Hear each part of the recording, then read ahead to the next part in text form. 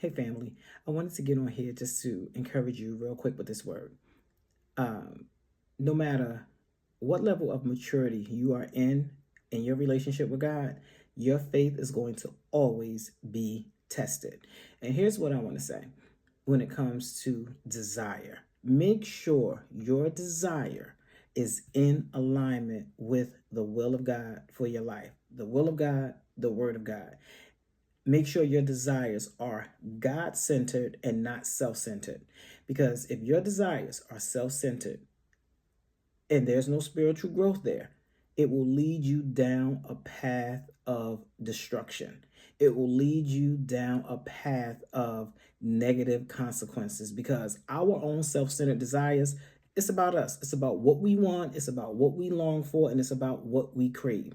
And I want to read James 1 out of the English Standard Version. It says, "But each person is tempted when he is lured and enticed by his own desire, self-centered desire. Then desire, when it has conceived, gives birth to sin. And sin, when it is fully grown, brings forth death." And this is why our desires need to be in alignment with godliness. And this is another reason why I believe discipleship is so important for the believer, because it'll teach us where to place our desires. Psalm 37 tells us that if we delight ourselves in God, He'll give us the desires of our heart.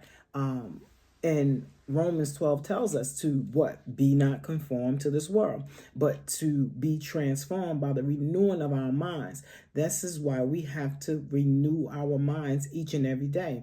I heard a believer, a young man talking, and he was saying how the culture that we live in tempts us in so many ways. Again, this is why discipleship is so important, because then we'll learn as believers that we're in the world but not of it. And again, when it comes to your desire, you got to ask yourself this question. Is this desire making me better? Is it drawing me closer to God? Or is this desire becoming a burden and drawing me away from God? So you want to make sure your desires are keeping you in the will of God. And the only way that's going to happen is if your desires is centered in godliness.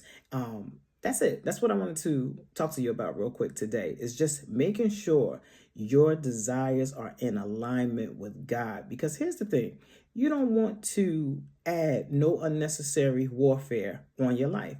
And again, desire without spiritual growth will lead you down the path of destruction, unnecessary warfare. So, in all that, again, make sure your desires are in alignment with the will of God. And I want to leave you with this.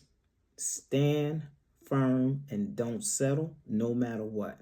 Stand firm on the word of God and don't settle. And here's another thing. It's easy to obey God until He tells you to give up something that you truly want.